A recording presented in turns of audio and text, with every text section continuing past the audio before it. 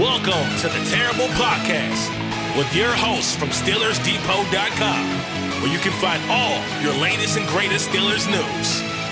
It's Dave Bryan and Alex Kozora, always lit, talking Steelers. And now, here's Dave and Alex.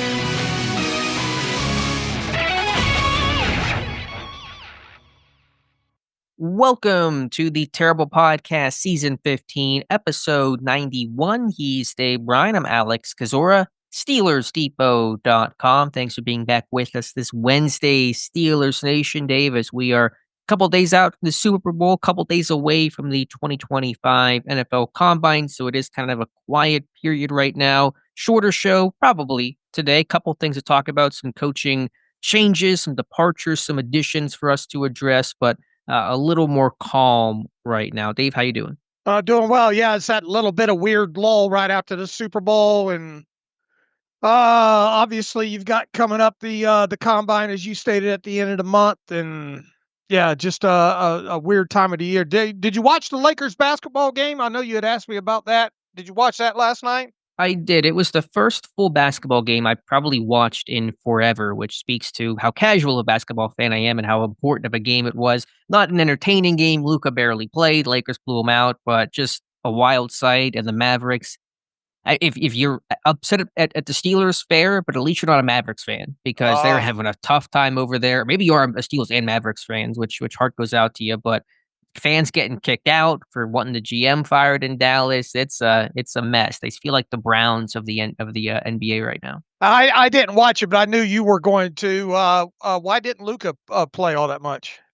Because they were blowing out the Jazz. They won by 30 points. And so Luka played in the first half, started the game, but then by third quarter, it was a clear victory. I think Luka sat the entire fourth quarter. So still 24 minutes. Also, he hadn't played since Christmas. He had been hurt. And so want to ease him back into things. I haven't watched a lot of. I watched a lot of basketball when I lived in Savannah. I had a sports bar right around the corner called Coach's Corner, and by the way, that was a huge Steelers hangout there as well. And did a lot of betting on basketball back then. And did you have a team? So Savannah. Nah.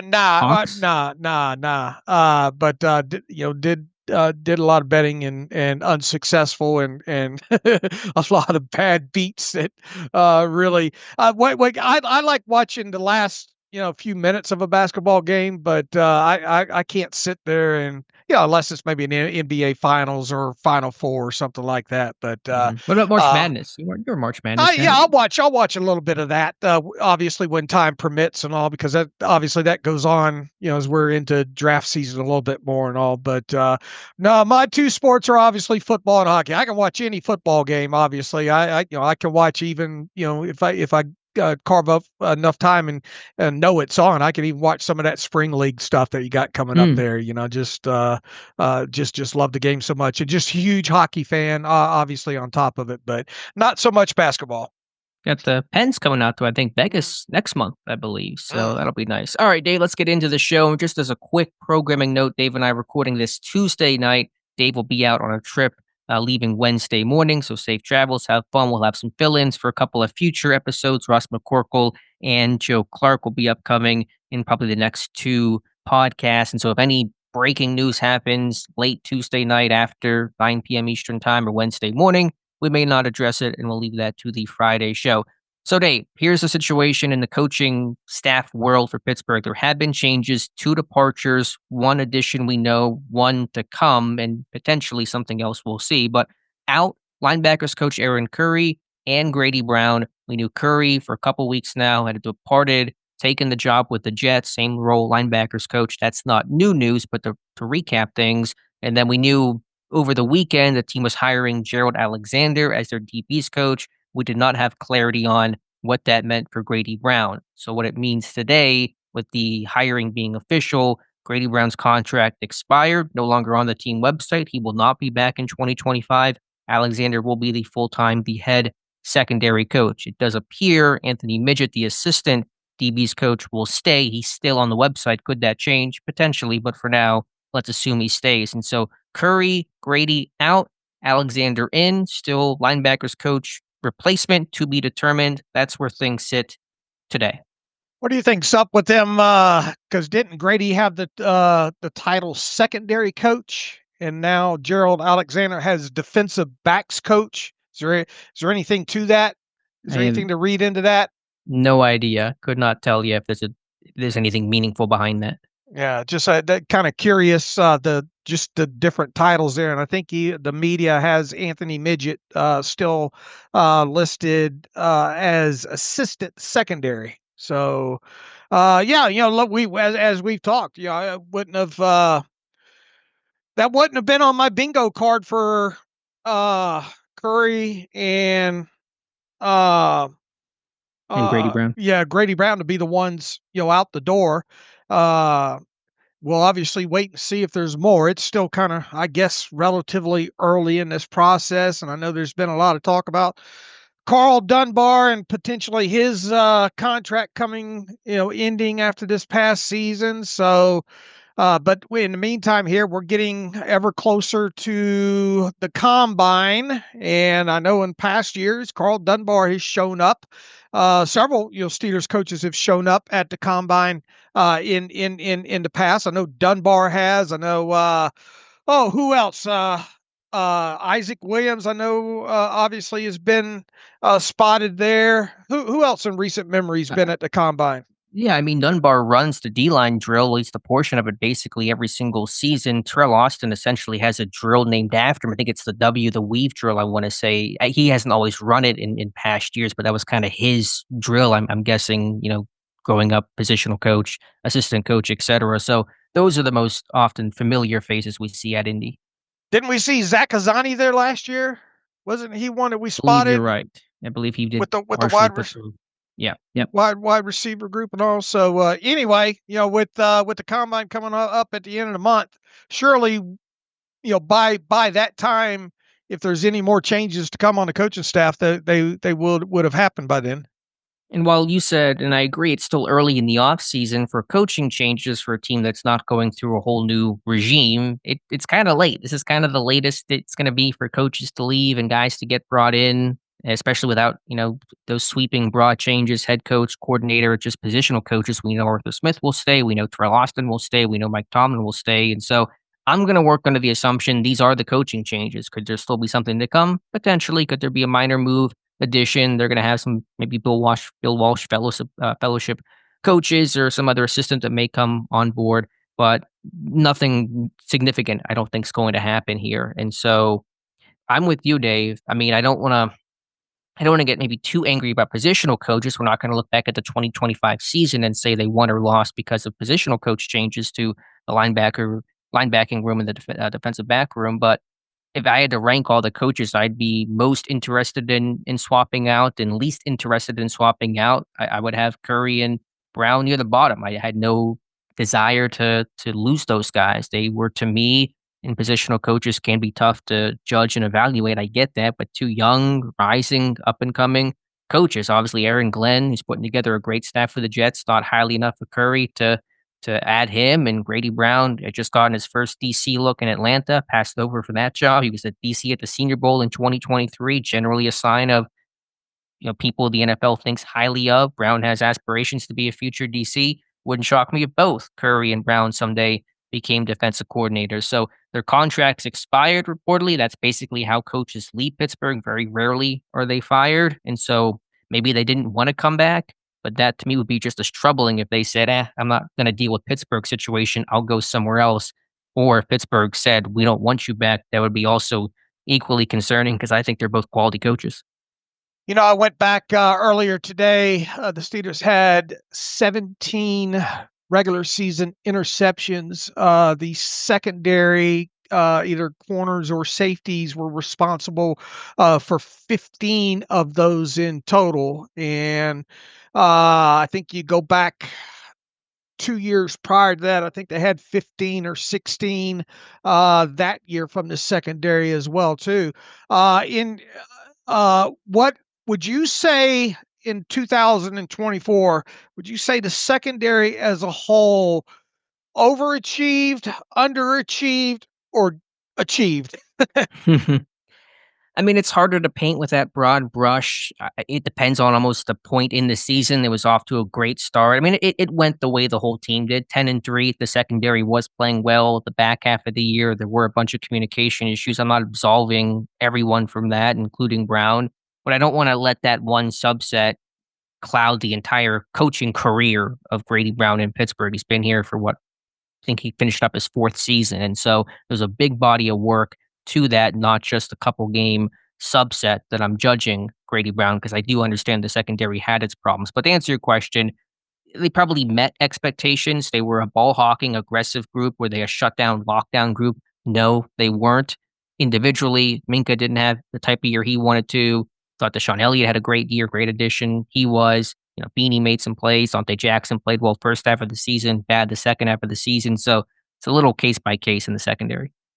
If I would have told you before the season started that Dante Jackson would have 5 interceptions and lead the team for the season, and Beanie Bishop, the rookie undrafted free agent, would be second on the team with 4, how would you have responded to that?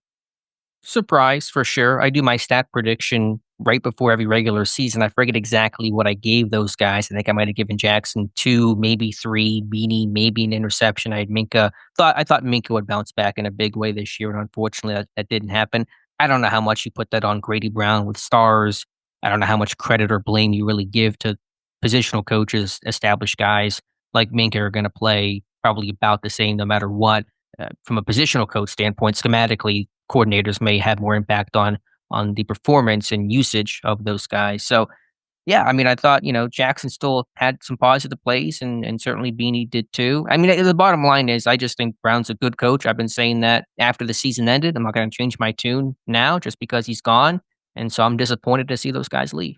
And on the flip side, what if I would have told you Minka would only have 1 interception and Joey Porter Jr. only 1 interception? Porter's a bit more believable because he's never been a ball hawk. Had 1 pick, I think, in his Penn State career. But I was expecting, obviously, Minka to return to form and be splash play Minka, and that didn't happen.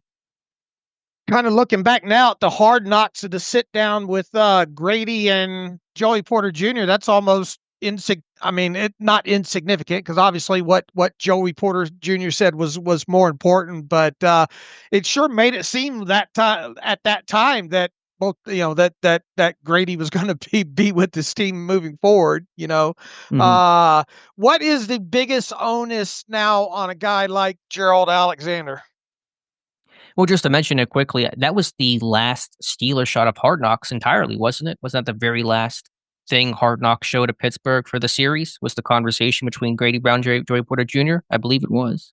Yeah, because that final episode, there wasn't a lot of Steelers stuff in it. Oh, I can't remember if that was the final. You might be right. I can't Mhm. remember if that was the final shot or not. It may very well been. If not, it was second to final, probably. Right, right. Just poetic to me. So to answer your question, what is Alexander's task? And I do wonder if Pittsburgh said we just don't want to bring Grady Brown back, what is maybe the one thing you could point to? Has Joey Porter Jr. developed enough over his 2 years to be the corner that Pittsburgh drafted him to be and kind of needs him to be? He certainly did not take the strides and the leap forward that you wanted him to in 2024. And so Alexander's, I think, number one task in a specific player sense is develop Joey Porter Jr. Okay. And obviously we wish we would have saw more of Corey Trice Jr., because that's still, we talked about this, I think, on the live stream last night or night before, about, had some questions about him. It just, what you have seen so far is okay. We just haven't seen a lot of it. So that, you're having to make some organizational decisions, and specifically, if you're going to address an outside corner position in the draft, are you going to re-sign a guy like Dante Jackson this offseason? So it was unfortunate that Corey Trice Jr. missed so many games again due to injury, and you do have that concern about, is this going to be a thing where he's going to miss time? And Dante Jackson, I think you noted, how many actual games did he start and finish? Due to injury. Now he was, the obvious thing there is, and surprising thing in my opinion, was the fact that he had the 5 interceptions there. Were you happy with the physicality overall of the group? I would say so. All defensive backs, safeties, Sure. and corners. I would say so. I mean, I have to look back at some of the Josh Carney missed tackles. Minka and Elliott were excellent tacklers. Their miss rate and his numbers I can remember back on were very, very low. I thought the corners were overall aggressive. Porter is a little hit and miss, but he's improved, I thought, by a lot since his rookie year. His zone coverage, his tackling, really midway through his rookie year, you saw kind of a change in him. I thought Dante Jackson played the run harder than I thought it was going to based off his Carolina tape. I thought he was aggressive, didn't always get the job done from some lack of size and maybe the shoulder injury impacting him. Beanie is aggressive. So yeah, I think overall I had no issue with their physicality or lack thereof. Yeah, rolling it back through my head, I thought there was a lot of physicality. I thought, even Joey Porter, one time he was injured against the Ravens. I think, what was that, was it the first meeting or the second meeting that he went out early? At least he was in there trying to attempt to make a tackle and doing it. So I thought, I think he's become more physical since entering the NFL. So Agreed. I think there's that. Obviously, Deshaun Elliott, what a great. Was that probably the single best maybe free agent ad during the offseason, especially from a values standpoint? Pound for pound, I think so. He was fantastic. And do you want to give Grady all the credit for that? I don't know. Elliott is a veteran, and some of those veteran guys are who they are, or maybe just it was the right place and right scheme for him. But certainly you can give some credit to Grady for working with that guy and having Elliott turn in the best season of his career by far. All right, and we both agree that this team needs to probably address the cornerback position in some way, shape, or form, whether it be slot or outside, depending on what they do in free agency, and potentially even 2 corners if they don't properly address it in free agency, right? Sure, there's holes there in that slot corner. I've been pounding that gavel for a long time now. An outside corner, especially if Dante Jackson is not brought back, and I'll continue to make the point about backup safety. Not much there behind Minka and Elliott. With Casey will assume the parts, and Killebrew being a special teamer, and Ryan Watts missing his rookie year with that neck injury that seems to be leaving his status for 2025 uncertain. Yeah, I agree, and that's another thing right now, especially with the late offseason surgery. It seemed that Watts had. You kind of wonder if he'll, if he'll even be ready or if he'll ever play football again right now. I know we're both still doing our research, and I'm going to do a deep dive into some background in more detail on Gerald Alexander. But what's your impression of the hire, bringing him back? Kind of just incomplete data right now. I mean, I don't really have a formed opinion on him overall. Just because you don't know a lot about him, Right? Even though he's been with the organization before, Yeah, I think what Pittsburgh have we heard him talk much at all? I don't think we have we? I don't think we did once because he was an assistant DB's coach, and we basically don't hear from those types of guys. We don't hear from Jason Brooks or Matt Baker, the offensive assistant this year. So no, we have not heard him. Now there's old clips of him in previous spots I'm going to go back on and listen to. He's been coaching in college. He's coached at the NFL level. Obviously, he was coached in Pittsburgh in 2022, which, as I referenced on a previous show, we didn't even know about until I think halfway through the season. I think I remember like Josina Anderson tweeting about it randomly before one kickoff. It's like, oh, apparently this guy's on staff right now. And then he was officially announced a year after. And so I think Pittsburgh's trying to keep some continuity by bringing a familiar face back for the secondary, although Pittsburgh secondary's had quite a bit of turnover even in the last season.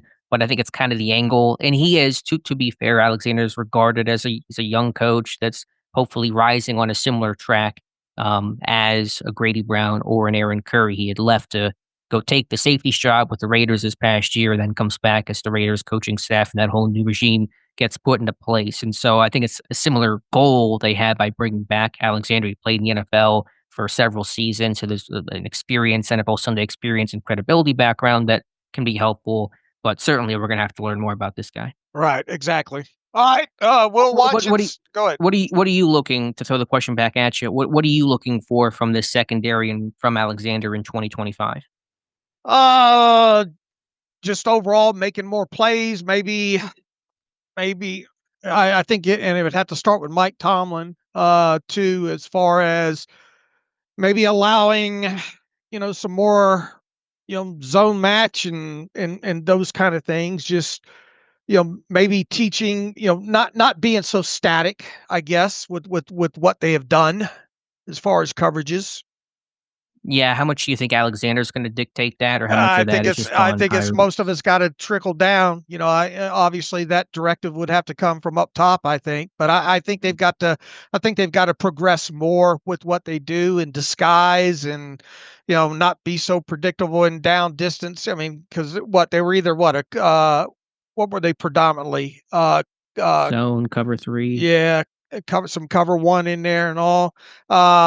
Just mixing up more coverages and disguising those better. That kind, because once again, I thought the physicality was fine, and I thought for a secondary to have 15 interceptions, I mean that's not, and a lot of that obviously being in the right place at the right time. But obviously, if you're in the right coverage and all, if you're doing your job, you're going to be in the right place in the right time more times than not. But obviously, was okay with as a whole the amount of turnovers, interceptions. And I thought Joey Porter had some very good reps. I mean, he was asked to do a lot more recovering and traveling with top receivers overall. There was the whole penalty thing. He's got to, was a problem coming out of college, and is continuing. That might just, I mean, he is who he was right now. So you just got to try to put more of an onus of uh him not being so grabby and all and drawing those penalties, and especially his seem to come in bunches. And it's okay Hmm. if you're going to have one in a game, but to have 3, 4, 6 in a game is really unacceptable. So he's still going to draw those penalties moving forward. You just don't want to see those come in bunches with him. Sure, if he can cut down on that, there's not a lot else to look at in his game that needs a lot of work. I'm sure there are some more detailed technical things, still a young guy growing, but I mean, he's been this number one corner. He draws tough assignments. He's only allowed, I think by our charting, one touchdown over his 2 years in the NFL, despite being on top guys all of this year and in the back half of last year. So there still has been development with Porter. The penalties just stick out like a sore thumb, and they certainly, as you said, have stacked up far too much. I do wonder, because you're right, Pittsburgh was viewed, they played a lot of uh, single high this year. I think the most single high of any team in football, are right up there. Played a lot of cover three. But I do wonder if some of those stats that capture coverages and rotations, there are some small things Pittsburgh has done that may not get captured in stats. I wonder, do these studies and these analytics measure, okay, you show cover one, a single high look pre-snap, but then they rotate where somebody else fails to become the post safety. It's still the same one high shell, but it's a different guy doing it. Is Right. that considered a rotation or not? I don't know the method behind some of these numbers. There's even some small wrinkles I've seen on tape this year that are kind of interesting that Pittsburgh seemed to be layering in to disguise coverages. And then I do think by the end of the year, because of all the communication issues, they were trying to really simplify things because they just had to get the basics down because there were so many breakdowns. And yeah, I just look at Grady Brown. I thought he's helped further the turnover culture. He was literally in charge of that this year. Mike Tomlin talked about that. And so Alexander will have to carry that baton forward. Mike Tomlin will always tell you too that rush and coverage goes hand in hand. So the better your rush is, your pass rush is, and the more apt you are to for that to go hand in hand with secondary play and those kind of things there. So that seems to be his rubber stamped answer to everything when asked about secondary play overall. But this team, obviously, looking at the rush component, they didn't have the sacks that they have had previously. That was down, and especially when you look at those final 4 or 5 games, they weren't doing a good enough job in the rush component, and the secondary obviously is Mike Tomlin tell you was a byproduct of that. Right, that's true, and the pass rush waned, and TJ Watt was less effective, and that certainly will stress and strain a secondary. Also, when you have poor run defense, it's hard to be in great pass rush situations too, and Pittsburgh's run defense wilted, and so the whole mantra Pittsburgh has, and a lot of coaches do have talked about it before, is you have to earn the right to rush the passer. That means stop the run first, and then you can pin your ears back on 3rd and long. Pittsburgh not getting that enough this year, it all kinda snowballed from there. Just overall, maybe I'm making too much out of it. That's a fair accusation for any listener to make, but I'm disappointed that of all the changes that could have been made, the two are these two, I think, rising defensive coaches that are now out the door. Yeah, that's understandable. Obviously, if both of us had our druthers, the one that probably would have been Meyer, right? Yeah, I mean, I talked about the changes that I think should be made. Pat Meyer, offensive line coach, potentially D line coach Carl Dunbar, just kind of reset the trenches. I think those units underwhelmed this year. I think Meyer and Dunbar are good coaches overall. I know that people won't like hearing that about Pat Meyer. I just make the analogy that he's a single up the middle when Pittsburgh needs a home run for this young O line to develop. They've not had that. They've had a lot of whiffs at offensive line coach Sean Surratt, Adrian Clem. Meyer is not a whiff to me. He's kind of brought this unit to some level of stability and competency, but I want to need this unit to be more than that. But yet again, Dave, it seems to be that coaches leave when their contracts expire. Meyer under contract through 2025, reportedly Terrell Austin, same deal. And so Pittsburgh simply does not fire coaches. Yeah, they don't. It seems like they just don't want to waste the money. They want to honor the contracts there. Now, although they did something uncharacteristic and fired Matt Canada, but obviously probably a few weeks later than they probably should have, right? But For it's a full not like season. He should have been yeah, dumped right, that right, offseason before. right. All right. Well, we'll wait and see how this plays out between now and the rest and the combine. As far as the rest, we know that we at least have one more hire coming with the inside linebackers coach, and we'll see if anything else happens. Yeah, and I'll hopefully have in a day or two a full detailed breakdown of Alexander. Want to give him a fair shake, get to know his background more. Again, I do think Pittsburgh liked obviously that he was in the building for the previous 2 years before 2024, and that's going to help that transition period. They're going to know him and his ideals pretty well. And listen, if he can bring over Nate Hobbs, I'll feel a little bit better because that's a guy I really want Pittsburgh to sign. Have you found any seminars with him? I had just started looking. I hadn't seen anything initially. There's a couple of, mic'd up. He was when he coached at Cal. There's some interviews. I don't know how much I'm going to get out of all of that, but I'll work on it. I'll see what I All can come up right. with. All right.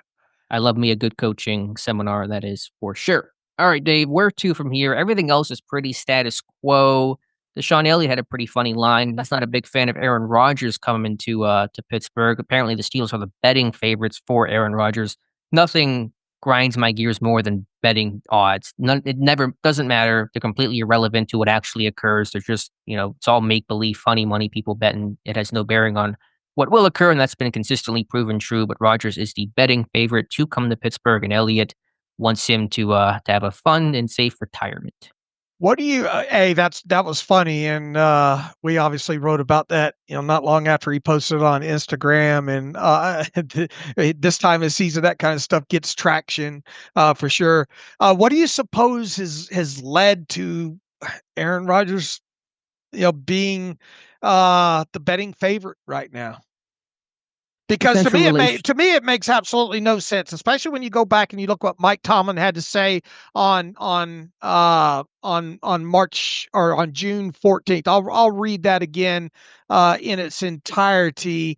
What he had to say when he was asked about quarterback mobility. Let me pull it up here. This was January, you said? January 14th, Mike Tomlin was asked on how important quarterback mobility is to him going forward, and Tomlin responded, very, but that's not a new discussion. I've expressed that in this setting and settings like these for years. The X factor that quarterback mobility is in our game and how it's trending and been trending, that is not a new discussion, quote unquote. Now, obviously, that's not the first time in a calendar 2 years that Mike Tomlin has talked about quarterback mobility, and he's talked about it so much now at this point. Now, correct me if I'm wrong, and I have been wrong before.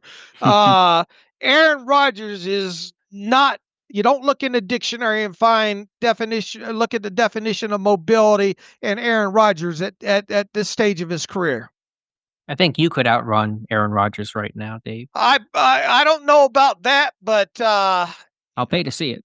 yeah, I don't I had so many bone spurs from softball days and all like that. I can't, it hurts to even run anymore. But I imagine at times it hurts Aaron Rodgers to run Right. at this point as well too. But I mean, you obviously get where I'm going. Sure. If quarterback mobility is indeed, if Mike Tomlin is just not word salad, blowing smoke here with all the times he's talked about quarterback mobility, a guy like Aaron Rodgers just does not line up.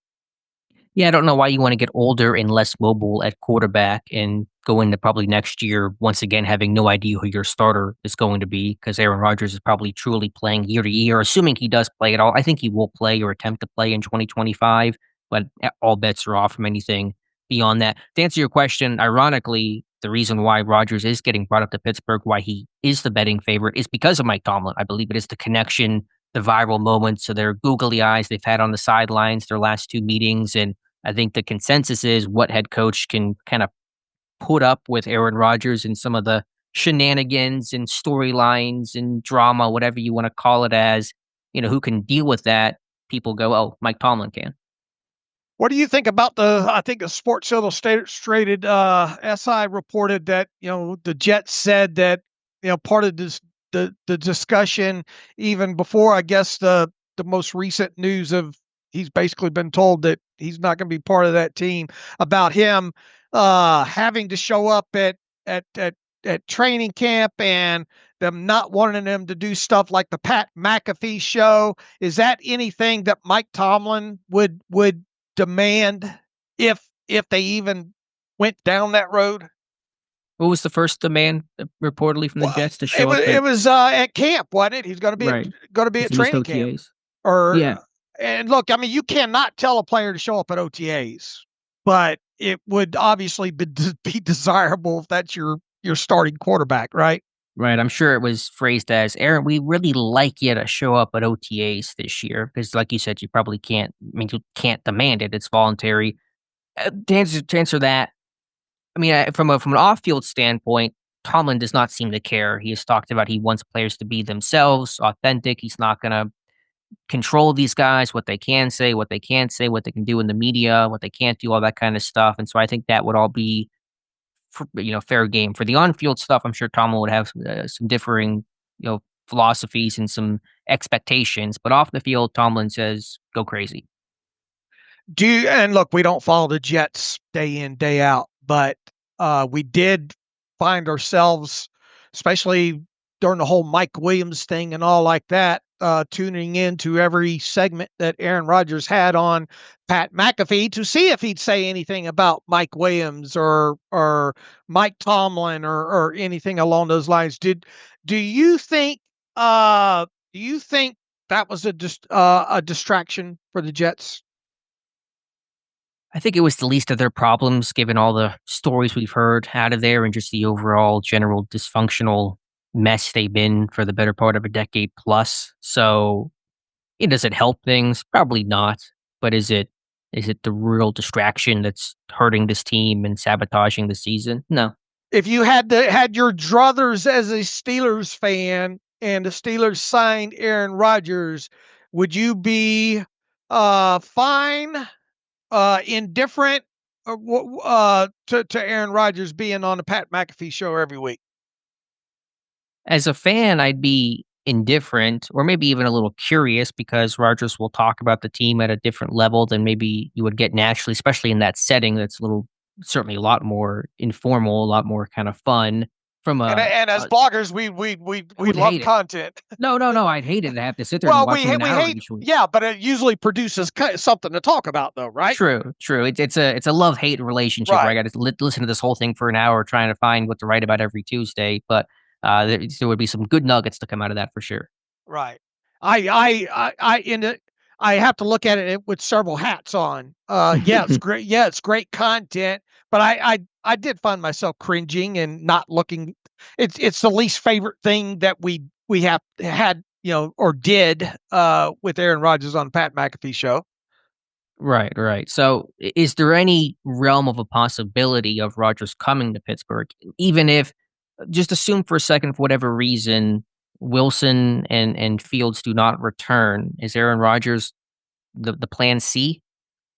Here's the thing. I have learned over the years to watch my tongue and say, I guarantee you that this won't happen.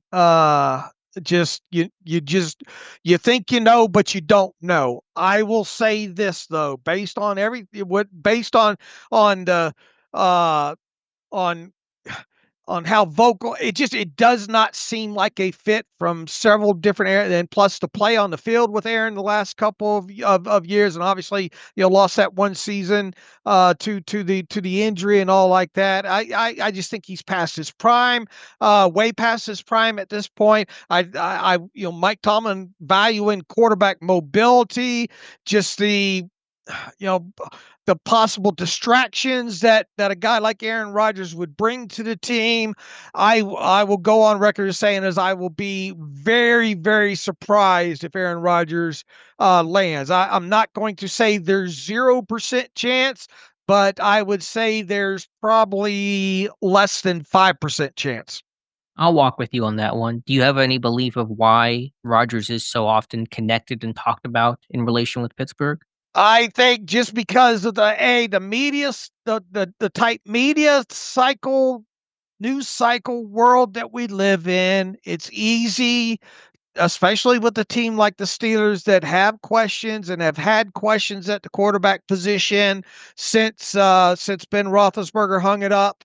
I just think it's an easy target to throw out there, especially in February, January, February, and March, and bigger names, and especially coming off of a year where, let's face it, Russell Wilson was a bit of a surprise. Obviously, not in my opinion, probably as big of a surprise as it would be if Aaron Rodgers landed there this year. But the fact that the Steelers did it once with a veteran, experienced Super Bowl quarterback coming off of a team that that didn't want him anymore. I think it's easy for people to kind of connect the dots that way as well too, and the whole interactions like you stated over the years, and hell, both of them talk glowingly about each other over the years in press conferences and interviews and all like that. I think that's why we're unfortunately once again talking about Aaron Rodgers for however long we're going to talk about him. Let me just throw some hypotheticals at you, Dave, to kill some time here. Would you take Aaron Rodgers if it meant Devontae Adams would follow him to Pittsburgh? Well, that's the only way that I would have that would somewhat raise my eyes a little bit there, as if it was, kind of a package deal, if you will, because of the relationship and the chemistry those two have had together. But to me, it still would see. I'd take Devontae Adams regardless. I think, But they've been a package deal for right, a bulk of their right, career. right. But if it was a last resort, uh, you know, I would at least be intrigued by it. It wouldn't. I don't think it would raise my level of expectations of what the season would be or anything along those lines. Because once again, I think, and I'm not obviously not alone in my thoughts there. I mean, I think Aaron Rodgers' best days are behind him. And man, if your offensive line can't block, pass protect like they did, he didn't have he had a little bit better line, I thought, for at least a period of time. Now they did get hit with some injuries, right? The Jets seem like to have kind of a rotating door there, but you definitely, your pass protection has to be better. You'll have to max protect a lot, and you can damn sure bet Aaron Rodgers is going to demand full autonomy. You're not gonna put the handcuffs on him, even though you probably would have thought they wouldn't reportedly tried to put the handcuffs on Russell Wilson, maybe the way they did later on in the season. There, it would be intriguing just in names alone, Rodgers and Adams, but Sure. this isn't Rodgers and Adams of the great Packers years either. Right. It's kind of the Golden Girls version of Rodgers, and to a lesser extent Devontae Adams, who I still have interest in, assuming the Jets release him, which almost certainly will occur. How do you Look, think? I would look. I was, I talked a lot about the Jets throughout that first portion of the season, even way past them losing to the Steelers, thinking, okay, they're going to get it on track. I thought, I was of the belief that the Jets were going to have it figured out this year, and they were going to be a playoff team, and they weren't. Obviously, they're not nowhere close to it. It was a talented roster. Just organizationally, they're a mess, and that seems to be reflected in cascades down on the field itself. How would Aaron Rodgers and George Pickens coincide? How would that dynamic look? I think Aaron Rodgers would try to let him know right off top who's boss.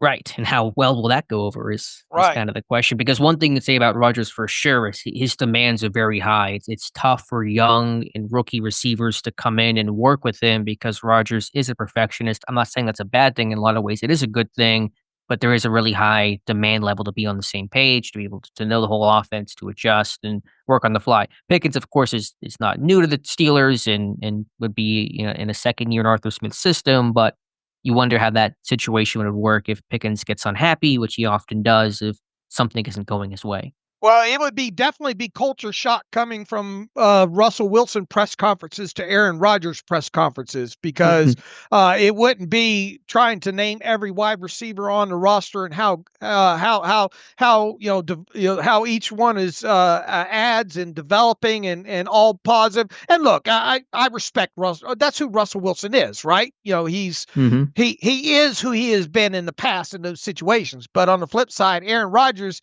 if you don't run that red line, he's going to tell you didn't run that. He's going to tell everybody you didn't run that red line, and then you're going to have the Pittsburgh media loves that kind of stuff, and that would be magnified. And then obviously you're going to have, I mean, even as glowing as Russell Wilson, was last year of trying to be quarterback kumbaya, if you will, you still had George Pickens trying to hide from the media. How is he going to react if his veteran quarterback says he didn't run the right route? Or choose him out on the sideline because there was a miscommunication, which is apt to happen. How do you think Aaron Rodgers and Arthur Smith would work together? A guy that Rodgers has always been the guy, offense built around him, going to a run heavy Arthur Smith led team. There'd be headbutting, and I don't care where Aaron Rodgers lands. Agreed. It's strong personality, no question about that with Aaron Rodgers, and he'll tell you exactly what he thinks. Right, and he's been around long enough. He thinks he deserves the right to do that. So it certainly wouldn't be all kumbaya for a full season. Who's the better quarterback, Russell Wilson or Aaron Rodgers? I know we just did our exercise about ranking Russ. I don't think either of us had Rodgers ahead of Russ, if I recall correctly. Look, Aaron can still drill a football. He can still sling a football. I think he's still, the X's and O's aspect of it. I think he still gets all of that. But as far as, that's. And look, I didn't sit there and break down the all 22 on Aaron Rodgers. You're either. Right. He's still sharp. In that finale against the Dolphins, he threw for 4 touchdowns. Him and Devontae look like vintage Green Bay in their era. I think Rodgers can certainly still throw the football. Just the concern is, can he move? Can he stay healthy? What does he have left? Right. Everything but his body. I mean, other than his arm, still allows him to play, I think, football at a high level. It's just the mobility. And I go back, and that takes me back to what Mike Tomlin had to say. It would be the first question I would have for Mike Tomlin if this team signed Aaron Rodgers is I would throw I would go back and find, I would use search and find in every press conference over the last 2 years that Mike Tomlin talked about quarterback mobility and the importance of it, and I would rattle those off as quickly as I could and say, well, you said all these things about quarterback mobility and the importance of it. Why are you going with a guy like Aaron Rodgers? That would be the very first thing. I would try to divide everybody up in that media room and have a question designed around some sort of thing with mobility, with what Mike Tomlin had said in the past, and try to throw all that back to him at one time. Which is why they'll never let you into the media room. Exactly. Yeah, For exactly. many reasons, that being one of them. Also true.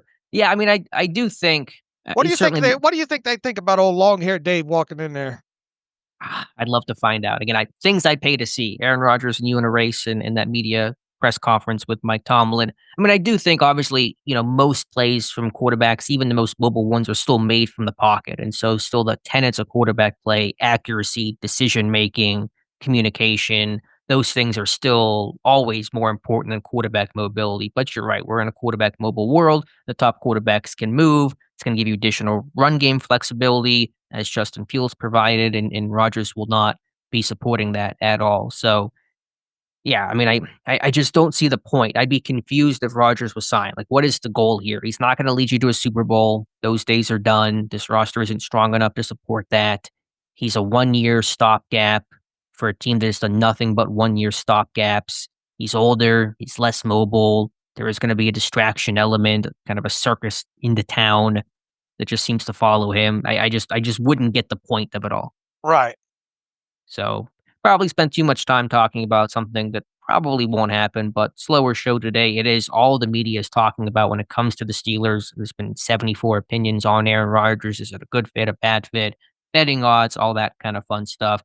I don't know where he's going to play. I still think Tennessee's a sleeper. Okay.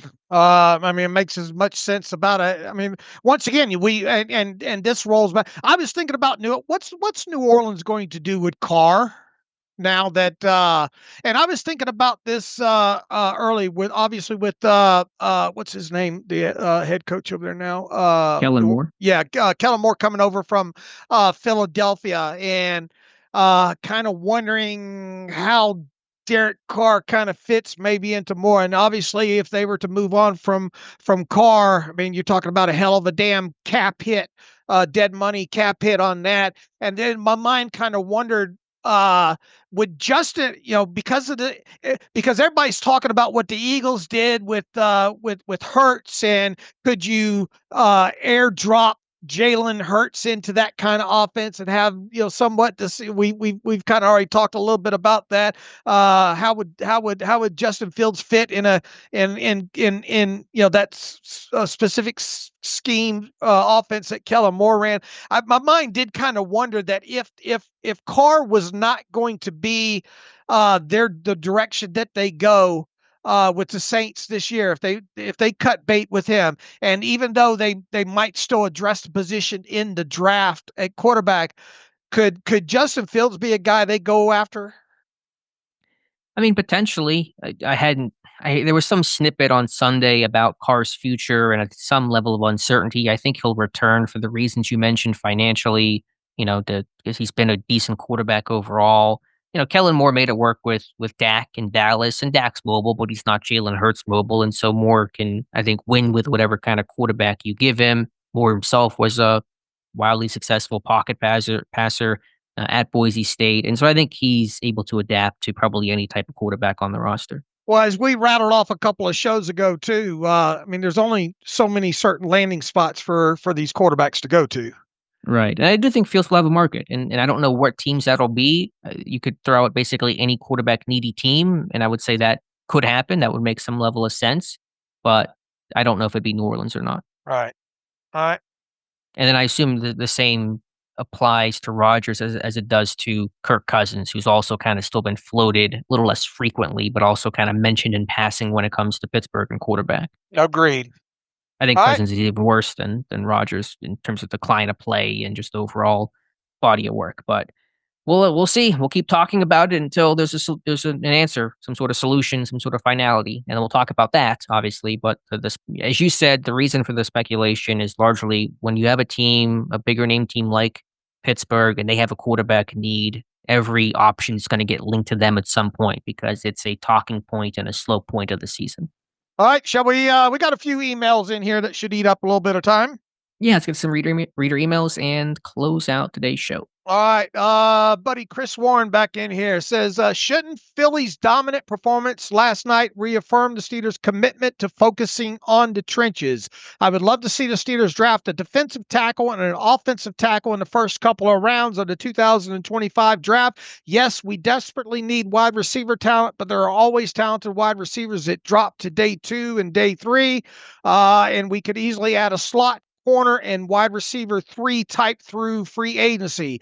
One more thing, he says, please don't sleep on Notre Dame's defensive tackle Riley Mills. If the team does in fact double dip, Mills has measurables and athleticism to rush the passer, and he was a team captain. Plus, he will likely fly under the radar due to injury. I don't know if Chris was the one that mentioned Riley Mills a couple of shows ago, or if that was somebody else, but yeah, look, the injury was definitely unfortunate with him. Who was the tackle slash who was the USC lineman that hurt himself at the combine? Andrew Voorhees. Yeah, and obviously dropped because of that and all.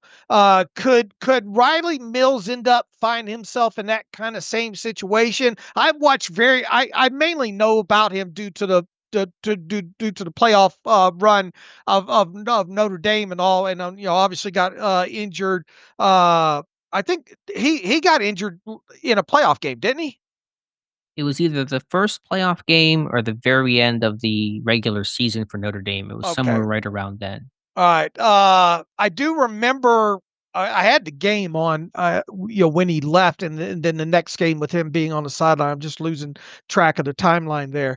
But obviously fits from several measurable standards and all like that. The question obviously is how long it's going to take for him to overcome this injury and all. Will he be the same player?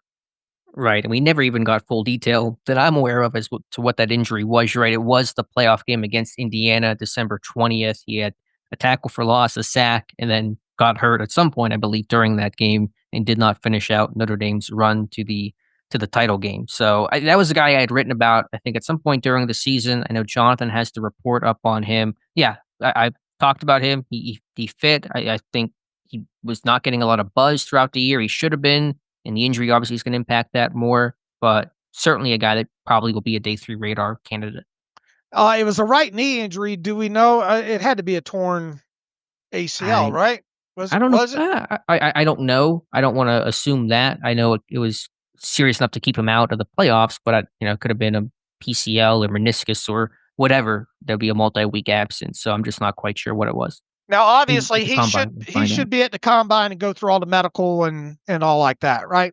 Yeah, and hopefully somebody will send a team out there. Maybe we can ask him, assuming he's doing interviews, he may be getting poked and prodded in the medical process so much that he misses his interview. Right. Who knows? But yeah, that's certainly a name to keep an eye on. There's no question about that. Sure. And let's see. Chris had also wrote about, look, I mean, you don't have to twist our arm, Chris, about drafting a defensive tackle early. Look, offensive tackle, and this team just has spent 2 back-to-back first-round picks on offensive tackles. Do we seriously think that they're going to draft another one in the first 2 or 3 rounds? Yeah, I don't see that happening. But I think trenches overall is just a philosophy, and D-line is going to be addressed early, and it's a great draft class to address it early in.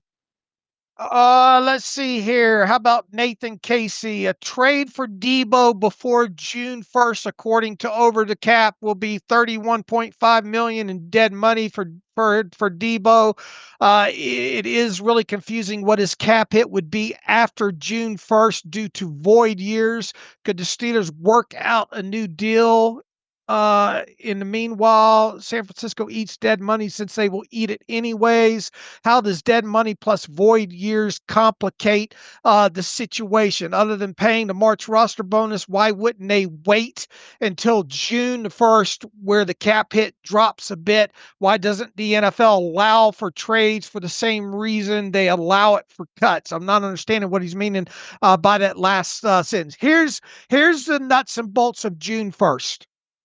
And the significance of it. Even if you cut or trade a player after June 1st, and he has remaining years of proration, even if they're void years in proration on his contract past the current season, the stipulation with June 1st is that whatever the proration for the current year, the signing bonus proration for the current year, still remains as dead money in that current year. And what changes is whatever is left, whether it be the player has 1 year of proration left, or let's say 4 years of proration left after that current year. All of that rolls into the following year. So let's say you had a player that is under contract for this year plus 2 more years past it.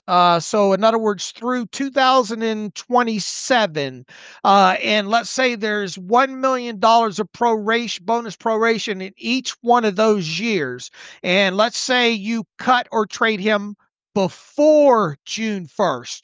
Well, if you do that before June 1st, all 3 million of that proration rolls forward into the current year as dead money. Now, if you were to do that after June 1st, only the 2025 part of the proration, $1 million, would be on the books as dead money for 2025. And then the remaining 2 years, which total up to $2 million, then accelerate to the following year, 2026. So you would have $1 million dead money in 2025 and then $2 million dead money in 2026. Don't get confused by the void years there. Now, about Debo's contract specifically, let me pull that back up here real quick. Let's see here. If you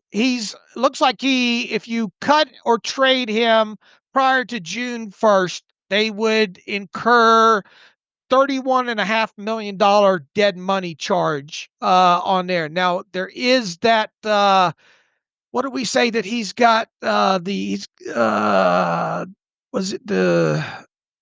It's the option bonus, right? That people are, that I think.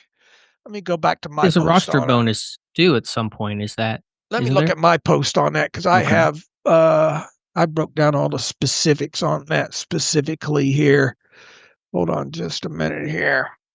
But another name we'll be talking about a lot over the next couple of weeks. Unfortunately, yeah. Let's see. Examine plausibility. Here it is, what I wrote here. Right now, he is due all right, here's what it is. It's the $15.43 million option bonus that Deebo Samuel has due on March 22nd. And the way over the cap has it broken right down right now is they're assuming that option bonus is going to be paid and thus stretched out over the contract, right? So, and what did we say? How much of that is guaranteed? Looking at it I'm on Derek Carr there. Had that pulled up, switched to the wrong one there. I think a good portion of it was. I don't think he's got nothing guaranteed salary right now. Okay. As far as that goes. I think we were thinking about Cup. Okay. With the guaranteed money there, getting those two confused already this early in the offseason here. But here's the thing. They inevitably would like to try to get Deebo gone before paying that option bonus out and having to prorate that.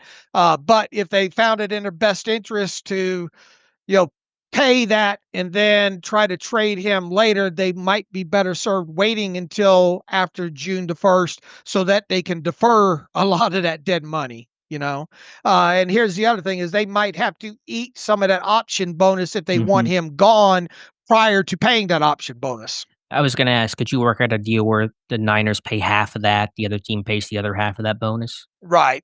And that it really feels if look, yeah, you've seen these things go different ways, I mean, Pittsburgh traded Deontay Johnson before his bonus Right. was due, a smaller number, I believe, Right. but still they got that done before that trigger date. Right.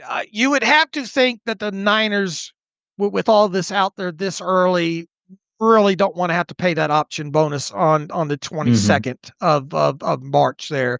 So they will try to get him gone, even if it means eating, because they'd rather eat some of it than all of it. Right. Right.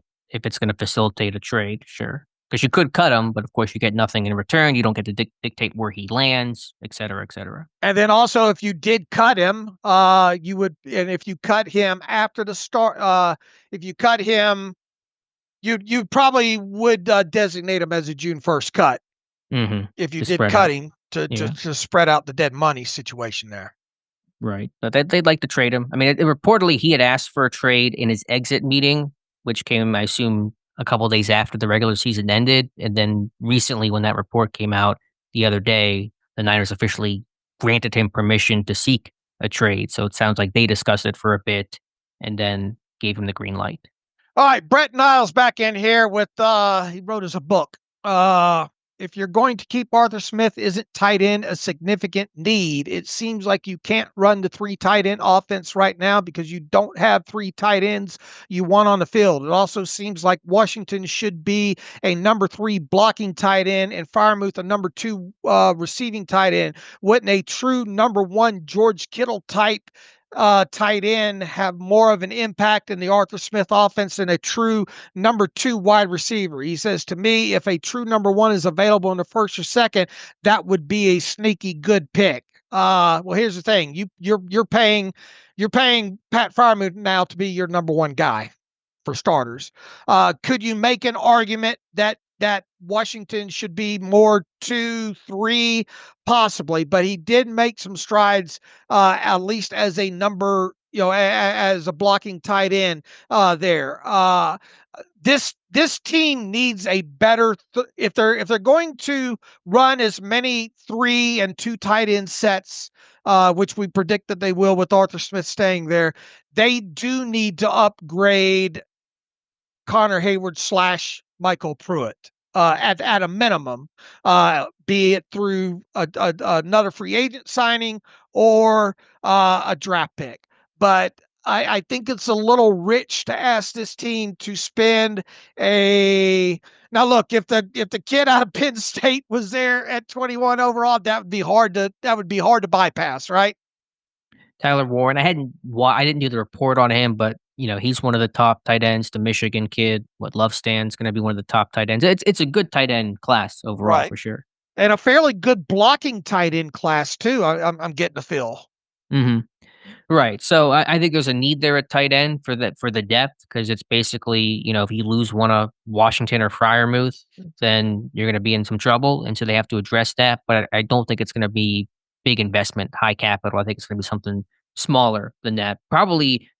Do you want that third tight end to be more blocking inline type or more joker, move around, catch the ball like Freiermuth type? I would kind of like him to be a hybrid cross of the two if possible. Obviously, somebody that can do the split zone and come across and get the job done there. Someone that maybe on occasion I can line up in the backfield, maybe. One that's maybe a little bit better out and be able to run routes more fluidly than Washington, that's asking a lot. But I'd kind of like a cross between all, one that can receive, one that can be on the end of the line of scrimmage, and one that can line up off the ball and come across in some of the split zones. But that requires probably a higher pick or more capital, because it's probably just a better prospect. If you made me choose, I'd take the blocking type. I would too. If you put the screws to me and said you can either have a blocking one or a pass catching one, I'll take the blocking one every time.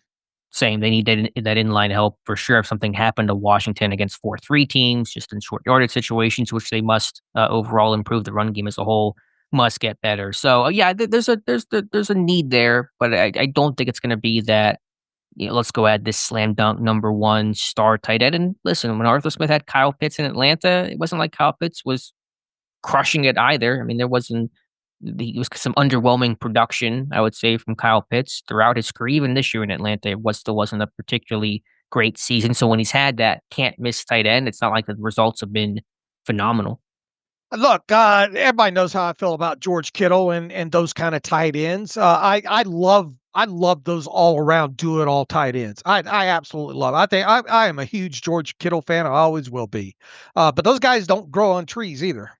Is there an Iowa tight end in this year's draft? Not to say he's going to be the next Kittle. Yeah, but. we talked about him. I asked the guys about him at the who was he at the Shrine Bowl? I think is it Luke? I don't know pronunciation. Lachey, Lachey. I don't know the pronunciation on that. Yeah. You watched him at all? What's his size? I need to get to him. What did he weigh in at? Was he Shrine? He was Shrine, I think. Yeah, he was Shrine, I believe. I think, wasn't he? Who I was asking one of the round tables. I know you did. About that. Let me see if he was. I'll look at Shrine. You look Senior Bowl. We'll figure this out here. He was Shrine. He came in 6'5'3", 245, 32 and 3/8 inch arms. All right, and I think somebody put up blocking grades, a chart on blocking grades of these tight ends today. Who was it? For all tight ends in this year's class? Yeah, did you see that? I did not. No, I'm just trying to I should have bookmarked it and I didn't. Maybe I can find it real quick here. Damn it, I should have here it is. Billy M. He's got the top tight end pass. He's got them broken down by top pass blocking and top run blocking tight end. One guy I want to look at just based off these grades alone, Jalen Conyers was second in pass block grade and first in run block grade. Out of Texas Tech? Is that him? I haven't watched him yet. So was that he didn't have school listed? No, it was Texas Tech. Okay. That's interesting because I considered him for my mock, and then some of the stuff I was reading because I hadn't watched him intently yet was that he's kind of that big move tight end, not a great blocker, but the grades are interesting. Yeah. Jackson Hawes. Is there a school? No. Yeah, we got some work to do. Yeah, we're still learning about Did this Bama's class. CJ Dupree? Hawes is out of Georgia Tech. Okay. Did Dupree from Alabama make that list by chance? No. Okay. No, he did not. He's got Royo out of Miami here, ranks fourth in pass blocking, and I think 6 is pass as run blocking. Luke Lachey down here, not very good pass blocking and 51.3 run blocking grade. What about Warren? What were the grades? I assume they were good on Warren. Yeah, Warren, his run blocking came in at 52.8. Of the tight ends he has listed here, and there's in each category there's 4, 5, 6, 7, 8, 9, 10, 11, 12, 13. There's 15 top 15, if you will, or at least the 15 that he ran his report around. Because also the Pitt tight end isn't in here either. I was kind of curious of how he would match up in here, but. Well, who just Warren 52.8 run blocking grade and a 55.1 pass blocking grade. Were those pretty low relative to the others? Yeah, I mean they're down there. Okay, interesting. One data point, but certainly still a useful starting point for us. So yeah, we'll look at some tight ends. I think day 3 is a possibility. I could see a lower level free agent come in. Pruitt's going to leave.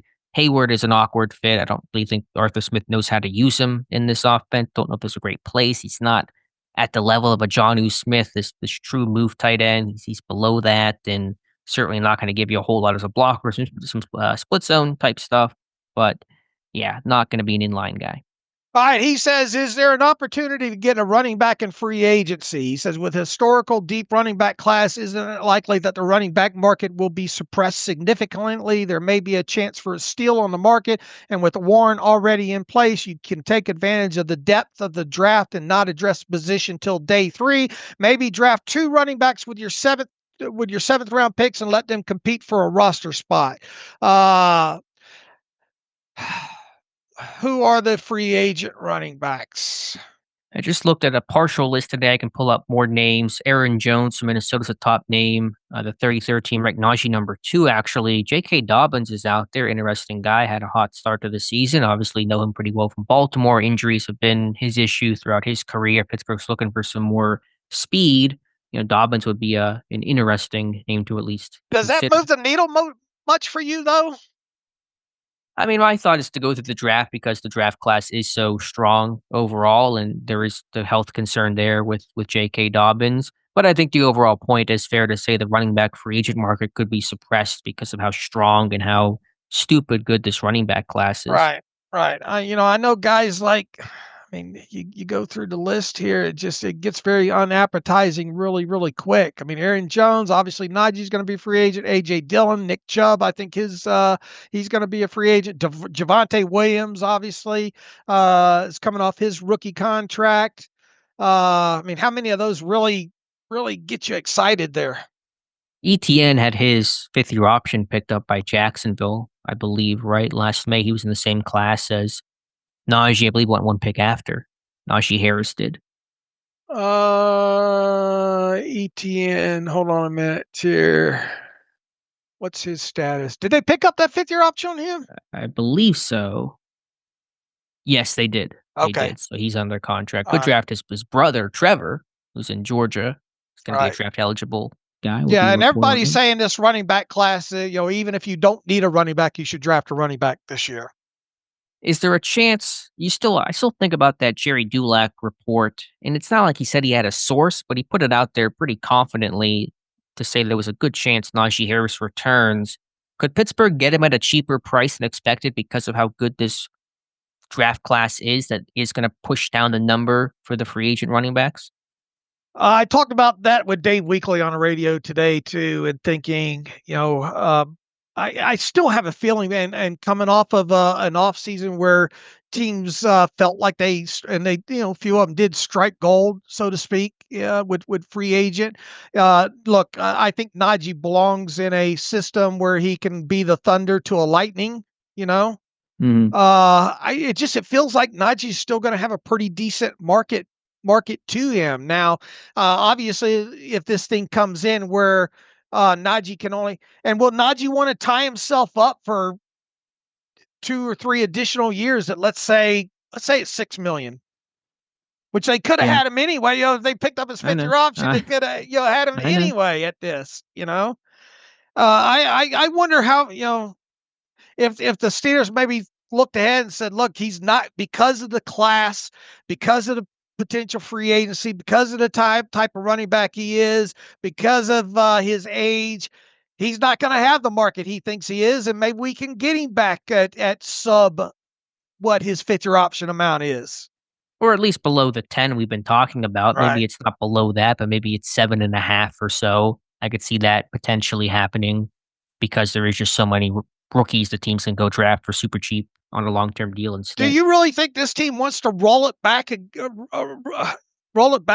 with Warren and Harris and essentially really the same offensive line, which will get back Fautanu? And if you do that, why would you expect significant production increase? Well, just to play devil's advocate, you would predict increase because the O-line will hopefully improve and develop. If your O-line improves, your run game's going to naturally improve. I've had to believe ever since last May that Najee Harris was not going to return, and I will still stick with that. I'm just kind of working out the thought exercise. And listen, we were promised a lot of changes. So far, haven't gotten a lot of changes. So who's to say that's going to be different? They want to bring back the quarterback. They're bringing back the bulk of the coaching staff.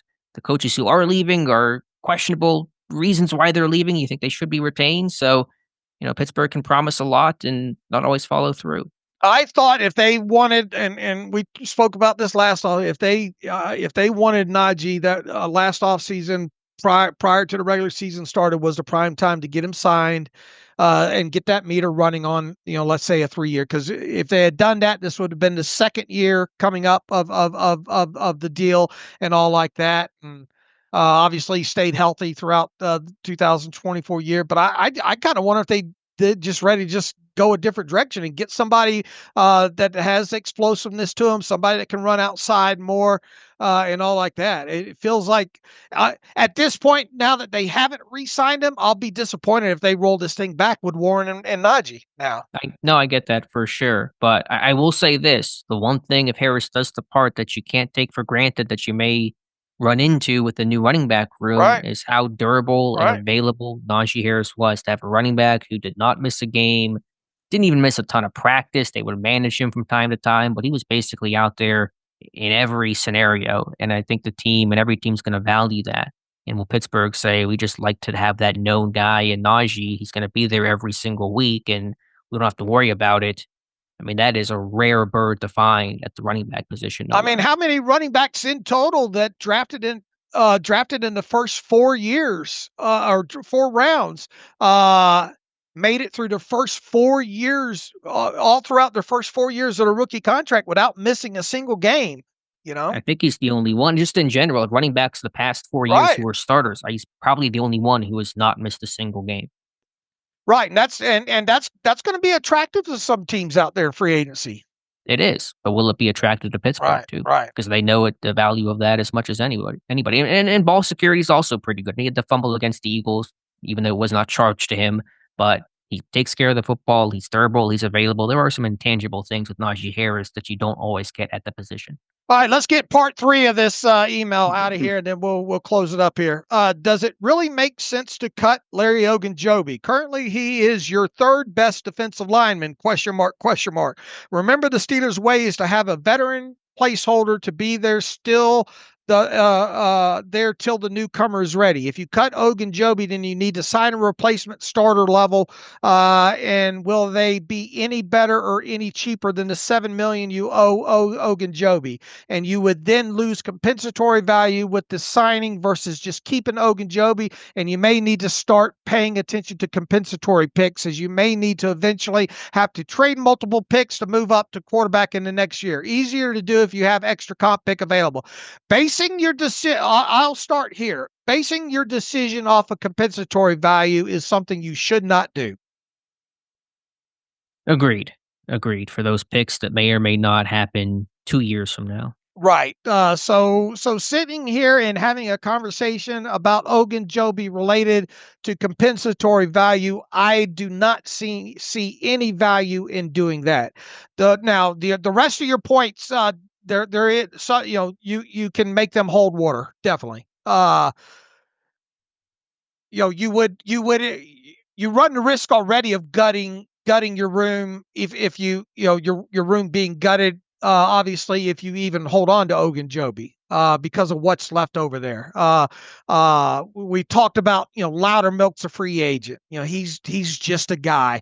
What's going to happen with Dean Lowry? How many snaps really do you want Dean Lowry, if he sticks on this roster, to have to play in 2025?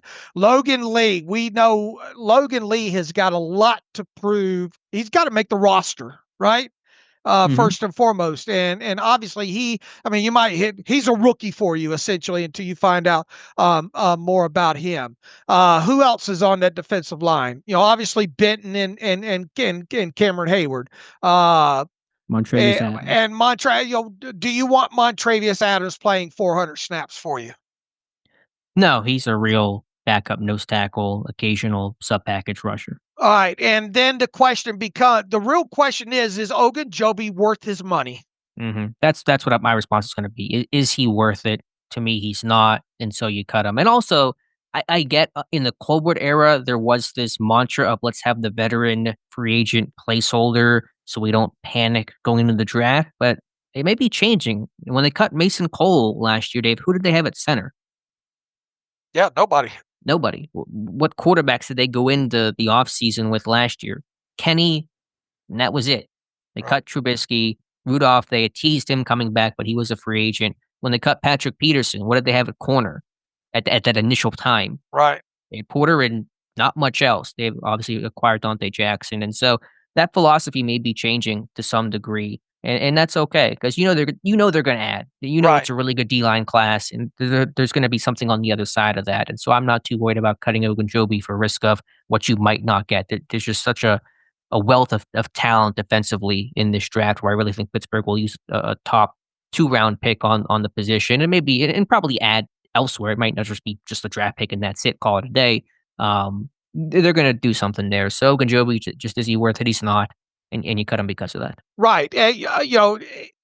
Holding on to him just because you want a veteran placeholder, regardless of I don't care if he makes $1.5 million or $7 million. That's a wrong train of thought, right? Yeah, you don't want it to be the Linus blanket you clutch onto because you feel safe and secure in the moment. Okay, there's a body there, and that may be a precedent Pittsburgh has changed and broken, and I would argue for the better. And look, we'll know real quick here in March whether or not, right? Because the roster bonus due with him. Here's something else. Maybe earlier because right? They were cutting these guys pretty early last year. And here's the other thing: people who have been, talking about because of the running back class being so deep, the impact that it's going to have on free agency at the running back position. What about? What is the strongest, deepest position in this year's draft, Alex? Defensive line, interior D line. All right. So what's that going to do to the defensive line free agent market and potential flooding of it? Yeah, probably bring those prices down. I mean, there's bound to be 2 or 3 guys, 4 guys, 5 guys that are cut, and Ogunjobi might be standing in line with them. That maybe you can make a play for at a cheaper price than $7 million. The question is how many good defensive linemen are even out there to go after. There's BJ Hill, he's about to be 30. Jerron Reed's 32. I've liked Jerron Reed, Puna Ford, a real squatty nose tackle. I really want to see how they view Benton. Is he going to continue to be the nose tackle? Will they try to kick him out more? Want to see what happens there. Would it hurt your feelings for this team to throw mud up 2 defensive tackles in the first 2 rounds? I mean, I don't think they'd do it, but, I mean, probably and look, not. In today's NFL, this isn't Cameron Hayward luxury years, right? Where, because that was the last year of that year's draft, wasn't it? Wasn't he 32? What pick number was Cameron Hayward that year? He was the 32nd over. Right. Was he 32nd or 31st? Because they lost to Green Bay that year. Wasn't it? Has to be 31 then, because Green Bay was 32.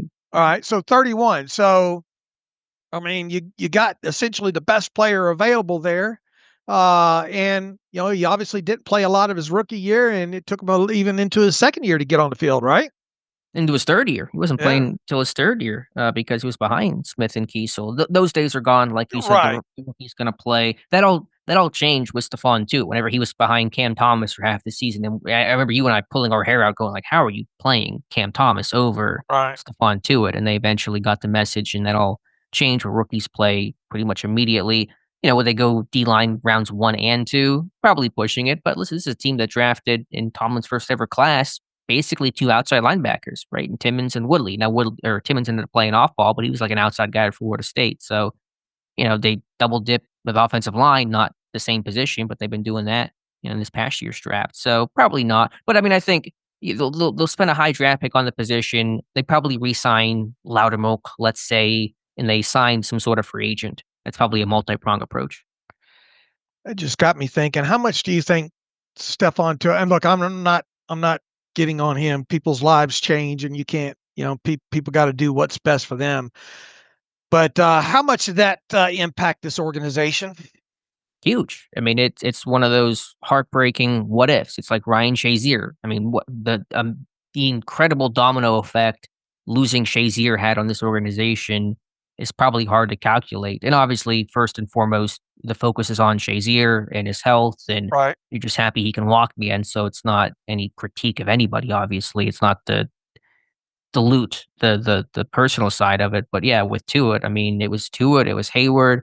Man, you didn't have a better duo in the NFL than those 2 guys, and you lost that obviously, and you had to try to replace it. And Pittsburgh has yet to probably fully get there. Right. That just got me thinking about it, throwing out his name out there. Yeah, I mean, there are so many. How old's Tuitt right now? You want to try to call him and see if he wants to come back? No. No, he's early 30s probably. I don't know exactly how old he is. He's 31.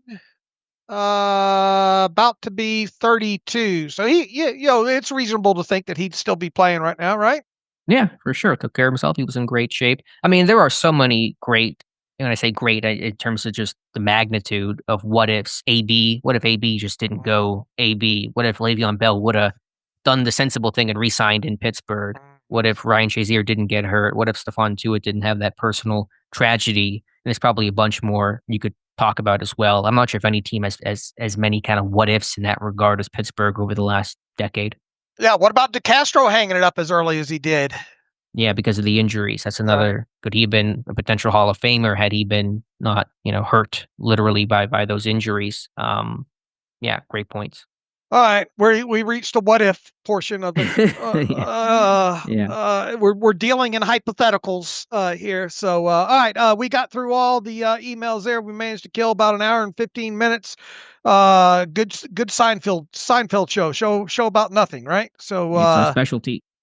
all right, you and one of the boys will be back on Friday, and you and one of the other boys will be back on Monday, right? Yeah, tentatively, I think we'll have Ross on Friday's show and then Joe Clark on Monday's show. But stay tuned; you'll be stuck with me either way, listeners, and we'll come back and talk about whatever's going on.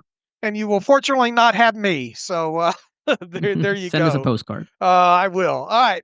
In the meantime, you can follow me on Twitter /X at Steelers Depot. Follow Alex at Alex_Kozora. Follow the show at Terrible Podcast. Email the show, theterriblepodcast@gmail.com. If you like what we do, get over to Brother Alex Kozora's YouTube channel. We have the live stream from the other night up over there. Alex probably's got 2 or 3 videos people probably still maybe haven't seen over there up on that channel as well too. We'll obviously have content running on the site as we do every day. And let's see, you can, if you want to donate to the cause, SteelersDepot.com, hit the donate button. If you want the ad-free button, hit SteelersDepot.com, hit the ad-free button, follow the directions that way. We have a iOS app for Steelers Depot you can find at the Apple Store. If any of you are using that right now, how about send me an email, theterriblepodcast@gmail.com. Tell me how you're enjoying it and all like that. So until the boys are back on Friday, as always, thanks for listening to the Terrible Podcast with Dave and Alex.